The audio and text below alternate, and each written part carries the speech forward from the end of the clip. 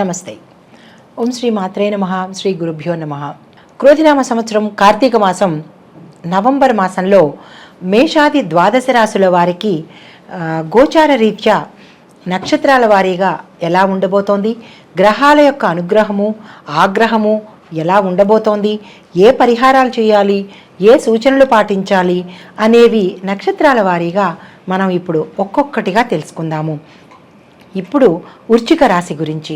విశాఖ 4వ పాదము, అనురాధ 1, 2, 3, 4 పాదాలు, జ్యేష్ఠ 1, 2, 3, 4 పాదాల వారికి ఈ మాసంలో ఎలా ఉందంటే కుటుంబ పరంగా ఆర్థిక పరంగా కూడా వ్యతిరేకత సూచన కనబడుతోంది.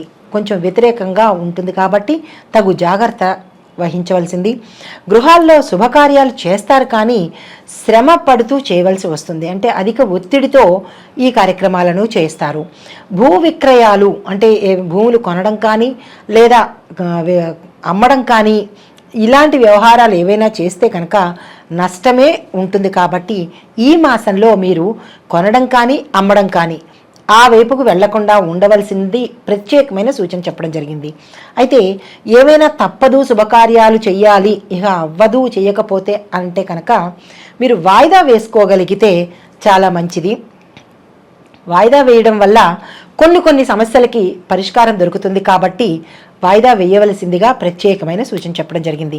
అయితే భాగస్వామ్య వ్యాపారము, గతంలో ఎవరైనా భాగస్వామ్య వ్యాపారం చేస్తున్నట్లయితే కనుక వారు ఒకంత నిరాశకు గురయ్యే అవకాశం కనబడుతోంది. కాబట్టి ఇక ముందు భాగస్వామ్య వ్యాపారాన్ని రద్దు చేసుకుందామనుకున్నా మరీ మంచిది. లేదు దాన్ని కొంచెం విస్తరించుదామనుకుంటే మాత్రం ఈ మాసంలో ఊరుకోవడమే మంచిదిగా చెప్పడం జరిగింది. ఎందుకంటే అంత లాభించేటట్టుగా ఈ రాశి వారికి భాగస్వామ్య వ్యాపారం ఈ మాసంలో కలిసి రావటం లేదు. కొంచెం ఒత్తిడికి గురి చేసేటట్టుగా కనబడుతోంది. వృత్తి ఉద్యోగాల్లో కూడా తగినంత అభివృద్ధి లేనట్టుగా ఉంది. కాబట్టి ఈ మాసంలో మీరు ఏ ప్రణాళికలు వేసుకోకుండా స్తబ్దుగా ఉండవలసిందిగా ప్రత్యేకమైన సూచన.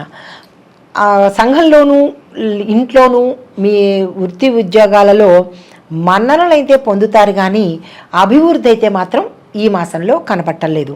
అయితే వ్యవసాయదారులకు ఎలా ఉందంటే సామాన్యంగా నడుస్తుంది, నత్తనడక మాదిరి నడుస్తుంది తప్ప నష్టము ఉండదు, లాభము ఉండదు, ఉన్నది ఉన్నట్టుగానే ఉంటుంది. కాబట్టి మీరు కొత్త పంట వెయ్యాలన్నా లేదా కొత్త దీనికి అంటే రుణానికి వెళ్ళాలన్నా ఈ మాసం మాత్రం ఆ వైపుగా ప్రయాణం చెయ్యొద్దు, ఆగిపోండి, కాసేపు వాయిదా వెయ్యండి. ఎందుకంటే చేస్తే కనుక నష్టాలు వచ్చేటట్టే ఉంది. కాబట్టి ఆ వైపుగా వ్యవసాయదారులకు వెళ్ళొద్దు. పౌల్ట్రీ రంగం వారు కానీ, గిడ్డంగి వ్యాపారులు కానీ లేదా వాణిజ్య పంటలు వేసేవారు కానీ ఈ మాసంలో ఊరుకోవడమే మంచిదిగా చెప్పడం జరిగింది. ఎందుకు అంటే ప్రభుత్వం నుంచి మీకు అనుకున్న టైంకి సహాయ సహకారాలు లభించవు. కాబట్టి నష్టము రాదు, లాభము రాదు. ఉన్నదాంతోనే ఈ మాసాన్ని గడపవలసిందిగా సూచన. అయితే విద్యార్థులకు ఎలా ఉందంటే కోరుకున్న విద్య మీరు పొందాలి, చేరాలి అని అనుకుంటే కనుక మీరు చాలా శ్రమ చేయవలసిన సూచన కనబడుతుంది. కాబట్టి మీరు గణపతికి బుధవారం నాడు గణపతి స్తోత్రం కానీ లేదా గణపతి మంత్రం కానీ చదువుకొని మీ యొక్క సంకల్పాన్ని ఆ స్వామివారికి ఒక చీటీ మీద రాసి ఆ స్వామివారి పటం కింద కానీ విగ్రహం కింద కానీ పెట్టి మీరు కనుక ఆ పనికి వెళితే కొంతవరకు విజయం సాధించవచ్చు. పూర్తిగా నిరాశ కాకుండా కొంత ఫలితాన్ని పొందే అవకాశం కనబడుతోంది. అయితే ఆయా రంగాల వాళ్ళకి, మిగతా రంగాల్లో ఉన్న వాళ్ళకి మిశ్రమమైన ఫలితాలు వస్తోంది. పెద్దగా చెప్పుకోదగినంత ఆశించినంత ఫలితాలైతే ఈ మాసంలో ఈ రాశి వారికి అయితే లేవు. తదుపరి వాణిజ్య రంగం వాళ్ళకి అంటే వ్యాపారస్తులకి అంతంత మాత్రంగానే నడుస్తుంది. కాబట్టి కొత్తగా పెట్టుబడులు మాత్రం ఈ మాసంలో మీరు పెట్టవద్దు. తర్వాత ధన వ్యవహారంలో కనుక మీరు సంతకాలు పెట్టడం కానీ లేదా మధ్యవర్తిత్వం కానీ లేదా మాట సాయం కానీ చేయాలని అనుకుంటే కనుక ఆ జోలికి వెళ్ళవద్దు. కోరి కొత్త చిక్కులు తెచ్చుకోవద్దు. అయితే ఈ రాశిలో ఉండే స్త్రీలకి ఎలా ఉందంటే ఏ పని చేసినా ఆటంకాలు కనబడుతోంది. అంటే ఓవరాల్గా చెప్పాలి అంటే ఈ వృశ్చిక రాశిలో ఉండే అన్ని రంగాల వాళ్ళకి అత్యంత అనుకూలమైన ఫలితాల కన్నా అత్యంత ప్రతికూలమైన ఫలితాలే కనబడుతున్నాయి. కాబట్టి మీరు ఏదైతే తలుచుకుంటారో, ఏ పనైతే అనుకుంటారో, ఏది చెయ్యాలని అనుకుంటున్నారో వాటిని వాయిదా వేస్తేనే మంచిదిగా చెప్పడం జరిగింది.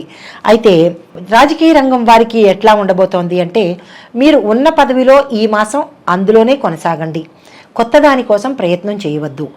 ఎవరికైనా మీరు మాట కనుక వాగ్దానం ఇచ్చినట్టయితే కనుక అది నిలబెట్టుకునే ప్రయత్నం చేస్తే కొంత సానుకూలపడే అవకాశం కనబడుతోంది.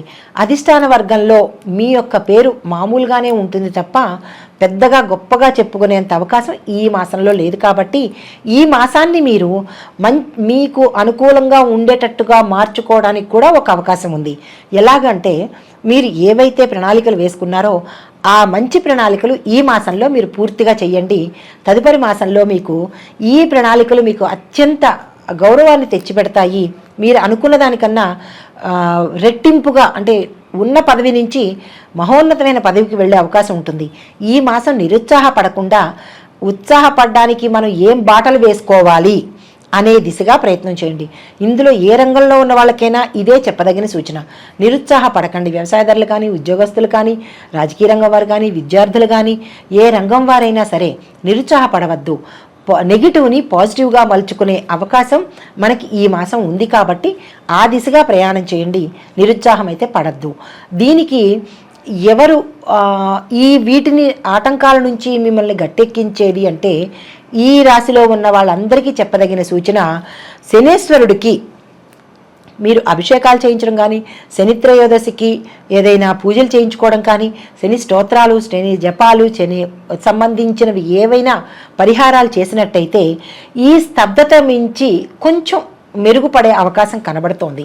ఎందుకంటే శని మందగమనుడు కాబట్టి మన అనుకున్న పనులు అంత వేగవంతంగా కావు. కాబట్టి నిరాశ పడకుండా దాన్ని మనం పాజిటివ్గా మలుచుకోవడానికి ఇది ఒక మంచి అవకాశం. కాబట్టి ఈ దిశగా మీరు ప్రయత్నం చేయండి.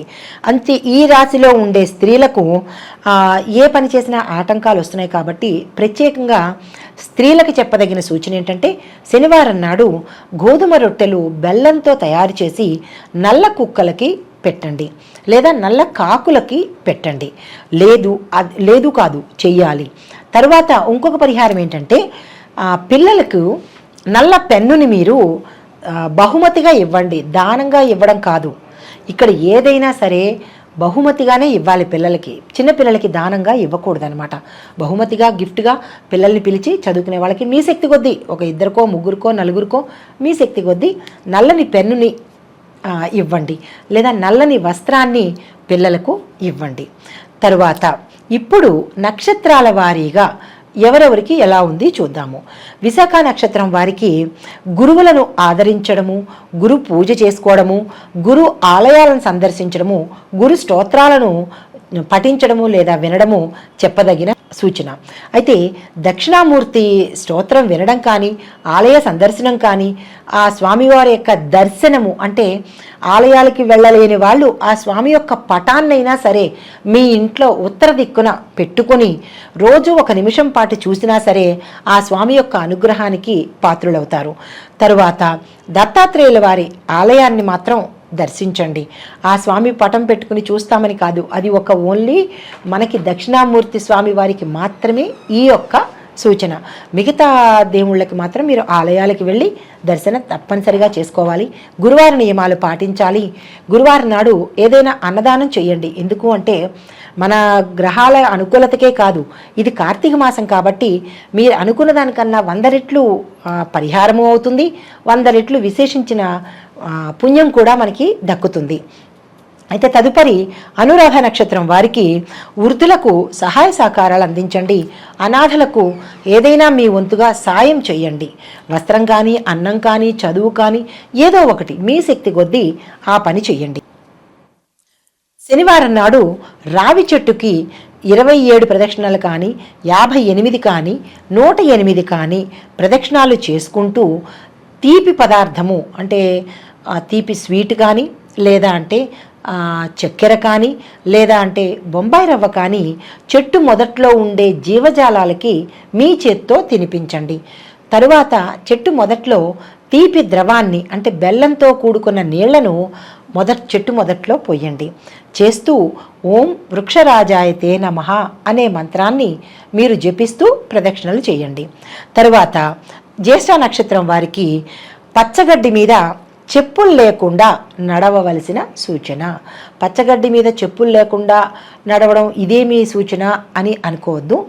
పచ్చగడ్డిలో ఉండే మనకి లవణాలు కానీ, పచ్చగడ్డిలో ఉండే ఆయుర్వేద కెమికల్స్ కాంపౌండ్స్ కానీ, లేదా పచ్చగడ్డిలో ఉండే సుగుణాలు కానీ మన పాదాల ద్వారా మన లోపలికి చేరి ఆ యొక్క గ్రహానికి అనుకూలత అనుకోండి, లేదా మన శరీరానికి సంబంధించిన నెగిటివిటీ ఏదైతే ఉందో అది పోయే అవకాశం ఉంటుంది. కాబట్టే కదా ఈ ప్రత్యేకమైన సూచన చెప్పడం జరిగింది. కాబట్టి ఈ సూచన పాటించండి. తరువాత సూర్యారాధన ప్రత్యేకంగా చేయవలసిందే, తప్పదు. ప్రతి ఆదివారం నాడు సూర్యుడికి అర్ఘ్యం ఇవ్వండి, సూర్య నమస్కారాలు చేయండి, లేదా సూర్యుని స్తోత్రాలు చదవండి, లేదా సూర్య మంత్రము ఓం ఆదిత్యాయ నమః అనే మంత్రాన్ని 108 సార్లు చదువుకోండి. ప్రత్యేకమైన సూచన మరొకటి ఏమిటంటే, రాగి పాత్రను కానీ, రాగి పళ్ళెం కానీ, రాగికి సంబంధించిన ఏ వస్తువునైనా ఈ కార్తీక మాసంలో సోమవారం నాడు కానీ, ఆదివారం నాడు కానీ ఎవరైనాకి పురోహితుడికి కావచ్చు, బ్రాహ్మడికి కావచ్చు దానంగా ఇచ్చినట్లయితే ఆ సూర్యుడి యొక్క అనుగ్రహాన్ని మీరు పొందగలుగుతారు. ఎందుకంటే సూర్యుడికి ఇష్టమైన లోహము రాగి కాబట్టి ఆయన యొక్క అనుగ్రహాన్ని రాగి పాత్ర దానం చేయడం వల్ల మీరు పొందగలుగుతారు. కాబట్టి ఇది ప్రత్యేకమైన సూచన జ్యేష్ఠ నక్షత్రం వాళ్ళకి. జ్యేష్ఠ నక్షత్రం వాళ్ళకి వివాహం కాకపోయినా లేదా పిల్లలు కలగకపోయినా ఇదే పరిహారాన్ని మీరు పాటించండి.